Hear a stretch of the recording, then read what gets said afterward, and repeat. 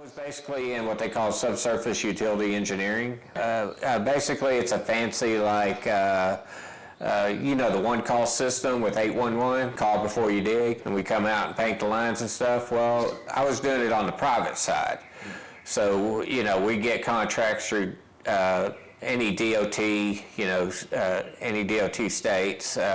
We would go nationwide, and Texas, and also we did airports and all kinds of government agencies. We've done private clients too for for schools and stuff like that. And so that's mainly what I've been doing most of my life, really. I actually came from the one call system and then branched over into private. It paid better, for one. The jobs were easier to do. You weren't have to do a quota per se. You had 2 weeks to do the job, and pretty much I enjoyed the easiness of it, being able to really concentrate, locate all the lines that needed to be located. And then we provided what they call utility coordination, where we'd call companies and have them meet on site, and we talk about getting their pipes lowered, raised, or just completely moved out of the area, and coordinate that with the clients and with the utility owners, so they could split the cost if that's what was going to happen, or who's going to pay for what, basically. And like I said, I've been doing that all up until May of 23, when I had the amputation. And then I tried to go back to work with the company that I was working for after I got my prosthetic. And they were like, well, you need to refill out an application. We're now Criado, a Dunaway company. So another company came in and bought the company I was working for, and kind of didn't really tell them about me or that I was coming back.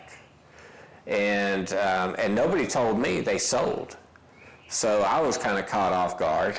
And so when all that happened, we went back and forth, kept going back and forth. When am I going to start? Well, you got to do this, you got to do that. And finally, July 1st, I went to go get medicines, and my insurance wasn't no good anymore. So I called them up, said, what's going on? And they said, well, we want to wish you the best of luck. We're going to move on with somebody else. And it's like, okay, I can still do the job, give me a shot, And needless to say, I was out of work all up until January, and I was able to find work doing the same stuff. Still private locating, but it was for a cable company. I went to work for them. I did put on the application that I have a disability and all that. Had to do, the background, drug test and all that. Went to work for them, and I guess from day one, they kind of realized, whoa, they could see the prosthetic through the pants. And then it was just back and forth with the boss and me, Man, he put me through a lot, like a lot of challenges. I did them all, though. I did them all. But about after a couple of weeks, though, they pretty much, hey, we're cutting you loose, and this is why, for a couple of reasons that are BS, and I'm not really going to go into that, what they accused me of. But pretty much they got rid of me, but it was over the leg, of course. And, that was another setback, and I kind of fell into depression. And then during that time, I've been dealing with this wound and trying to get it healed. And it came about in November of 24, and it's called a pressure wound from the prosthetic. And, the time I came here to Hugh Jerry's wound care and all that, I was telling him my story, and he told me to start a channel on YouTube and get it out there, that I'm still a human being. I want to work, I realize this is a handicap, but I can still do pretty much the same that I did before. And so I did that. I did a short video and put it out there. I've had a few, a few hits on it, people seen it, but nothing really, hey, have you tried this or gone here yet, that kind of stuff.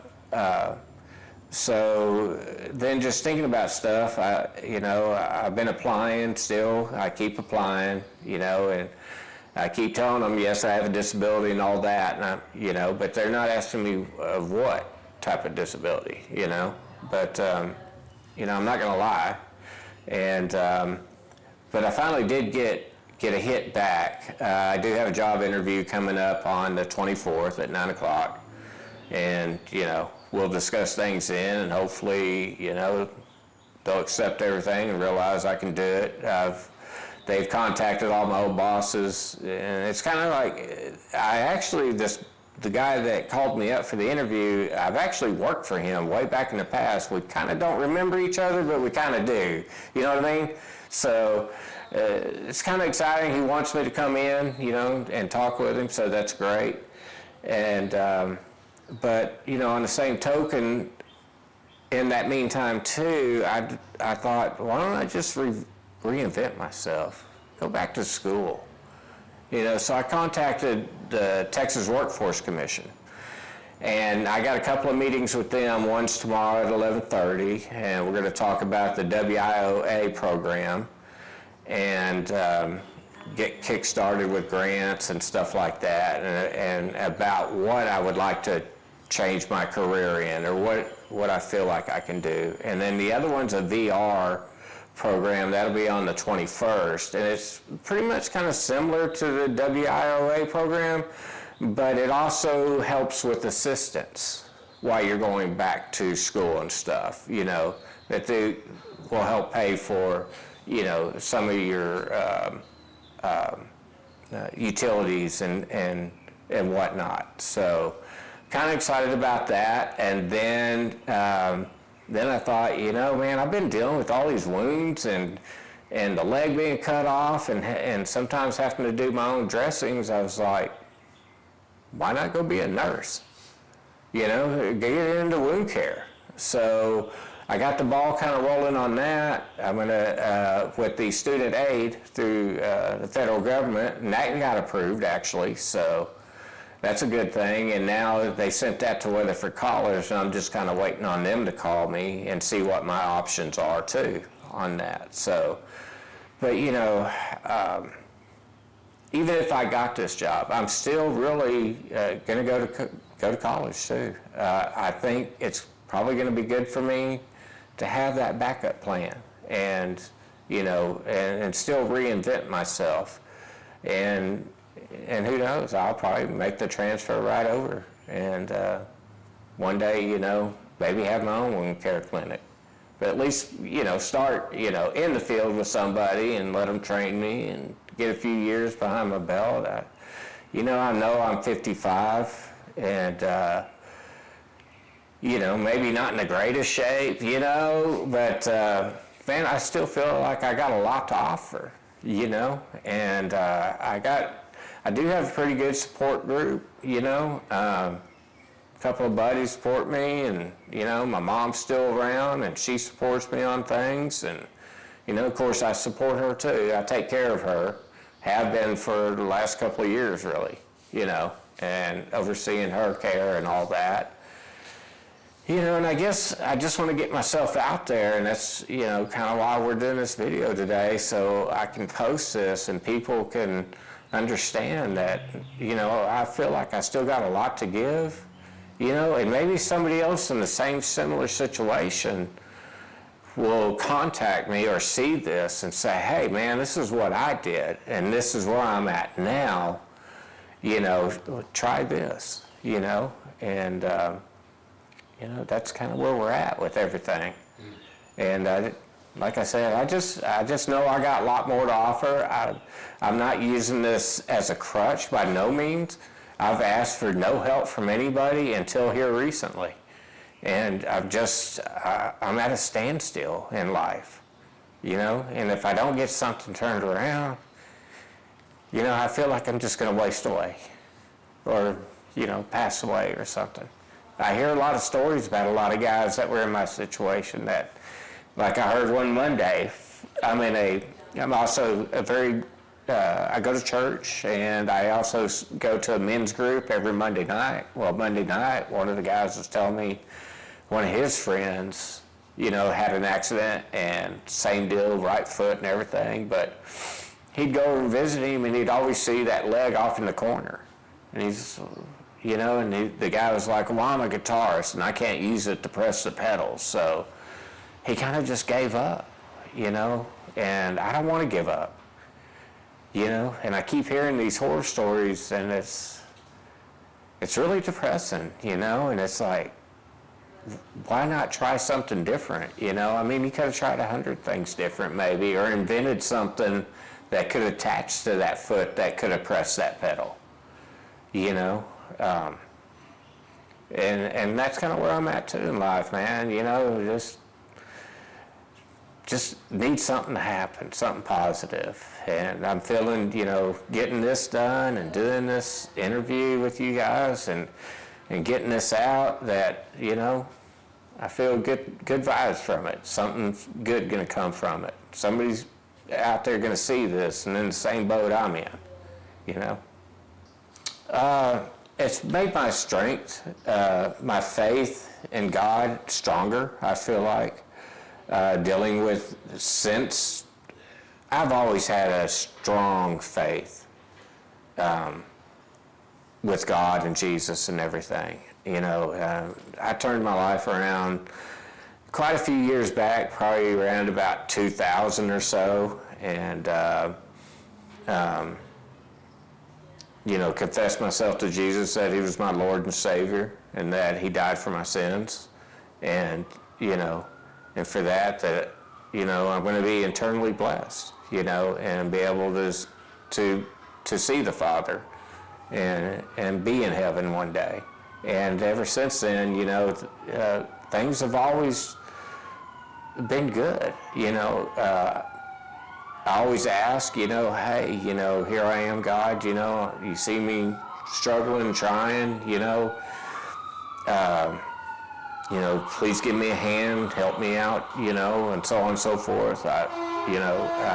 And trust me, there's been a lot of incidences where things like when I lost that job back in July, I was about to get my second prosthetic, and because I lost my insurance, I couldn't get it. Well, I turned that over to God. Hey, Lord willing, if you see fit that I need this leg, hopefully you provide this for me. And sure enough, man, not even a couple weeks later, I get a phone call. Hey, we saw that you were about to get a leg and you lost your insurance. Well, Limbs for Life said, hey, we're going to pay for it.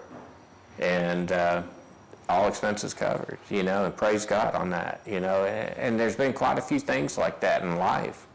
And over time, as those things have happened, of course, it builds your faith even stronger. But like I said, I've always had a strong faith. I've always been involved in the church ever since I was little, and big believer. And, and I try to promote that and tell people, hey, talk to God. He's there. He just wants to hear from you, And so I feel like with that in my life and the support group that I have from my friends and stuff, and be able to talk to them and also listen to their problems, I know that I'm supposed to be a vessel there to listen to them and kind of help them out, kind of give them directions, and some guidance in life.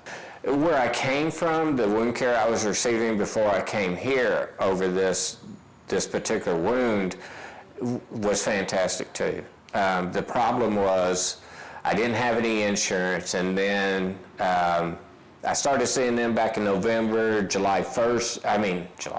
January 1st rolled around, and I was able to get on to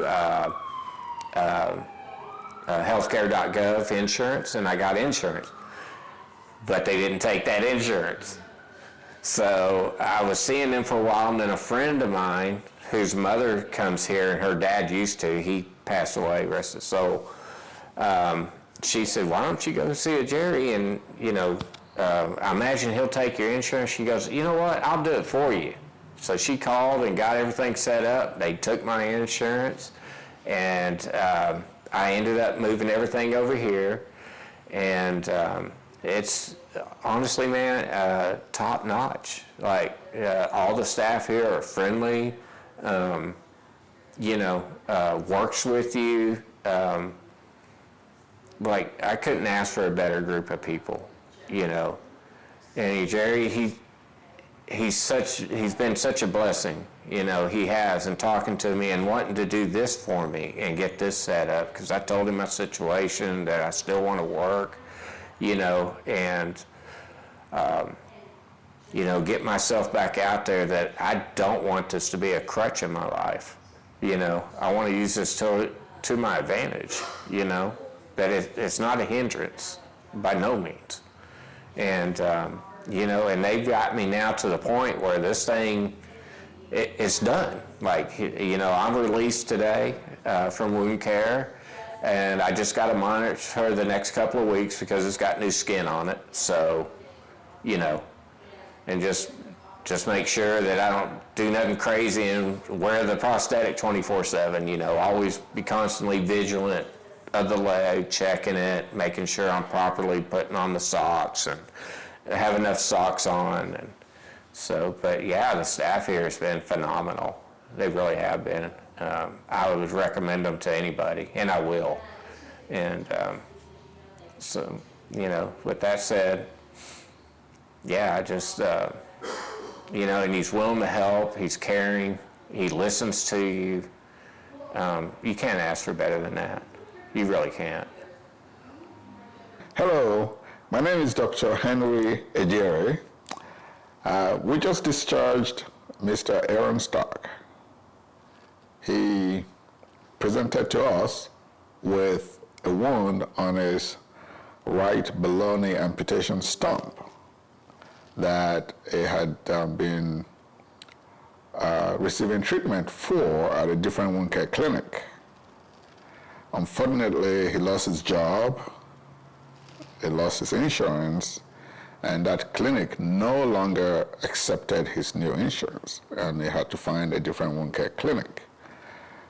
Another patient that we were seeing actually recommended our clinic to Mr. Stark.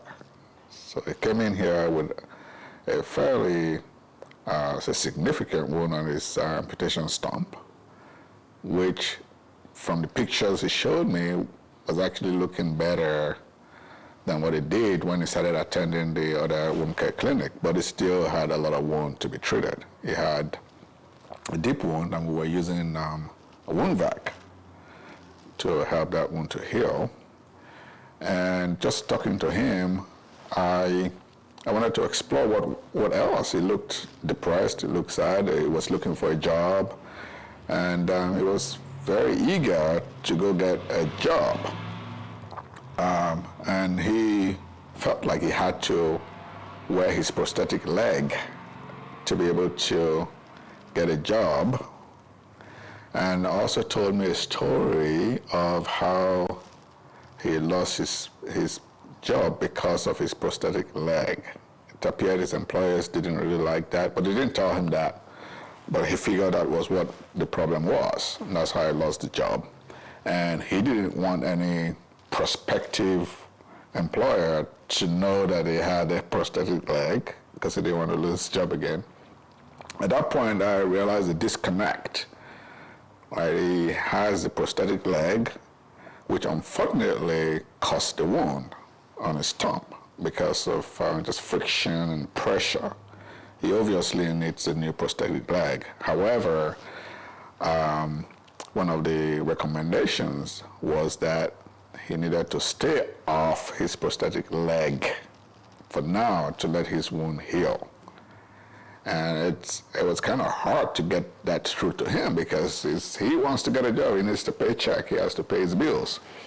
And it was then I really started exploring. I said, look, it's important that you get your wound healed, then you can get a job. But we also have to be honest with the employer. You have to let the employer know what your situation is.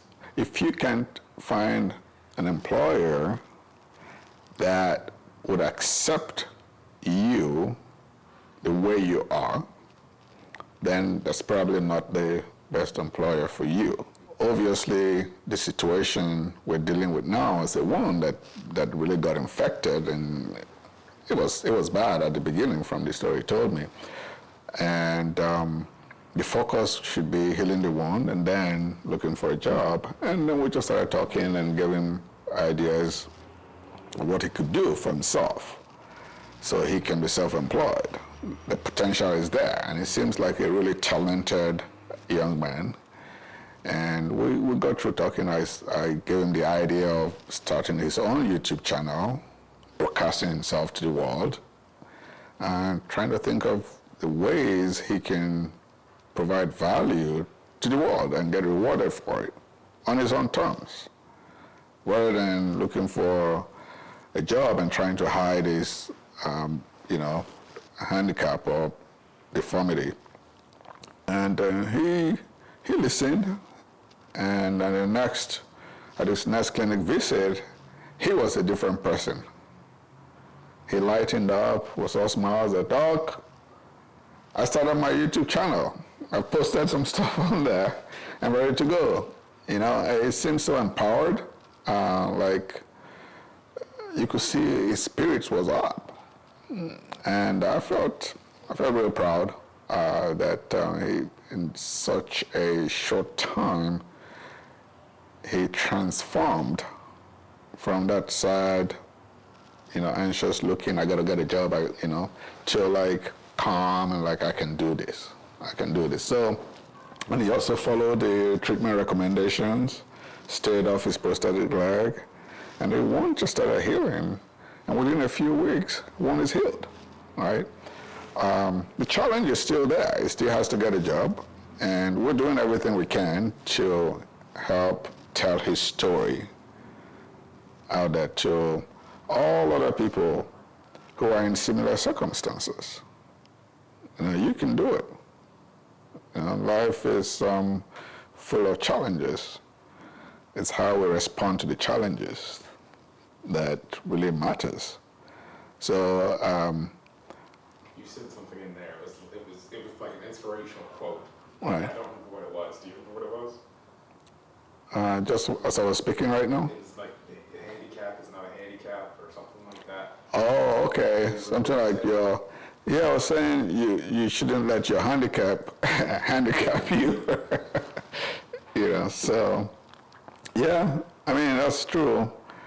I've been doing this for a long time, and I feel that it's obvious for us wound care providers to see the wounds on their bodies, but sometimes if we look beyond that, we can see the wound, inside their mind, the psychological wounds and the emotional wounds that those physical wounds trigger or generate. And we have to address both. And if you don't address both wounds, then you have a situation where the physical wound is impaired because of the psychological wound or the emotional wound that is suffering from that you're not addressing. And it creates a negative feedback loop. But when you provide what I call comprehensive wound care that focuses on the wounds, but also the psychological and emotional trauma that they're going through because of the wound, then you can break that negative feedback loop and create that an environment that makes them believe that their wounds can heal. So not just with Mr. Stark, I've seen that with almost all patients I've treated, the first day they come to the office, they're all distressed. It's all written about them. We take a picture, and by the time they are discharged, you'll see the difference. It just shows on their appearance, different people, because of the way we treat patients.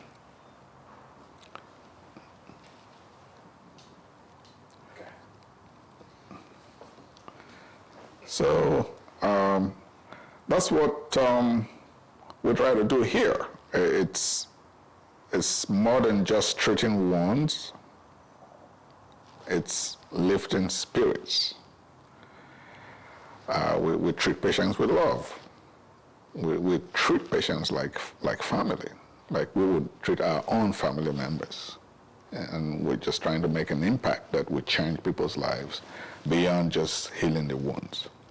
So our wound care package is about treating the wound, but also caring for people. And I feel we're happy doing that, and that's what we want to be known and remembered for. That's our brand. We care about the wounds, but we also care about the people with those wounds. And we'll do everything we can to get their wounds to heal while also catering to their emotional needs. And of course, chronic wounds are difficult to heal. Sometimes we have to employ a multidisciplinary approach, talking to other specialists to help that wound to heal. There are certain things we can do. There are certain things we want our colleagues to help us with, like vascular specialists, infectious disease specialists, nutritionists, endocrinologists. So we work with a team of doctors when we identify a potential risk factor for a wound not healing. If we can address it, we do, but if we can't, then we refer them to our colleagues who can help. So yeah, it's comprehensive wound care. That's good. Yeah.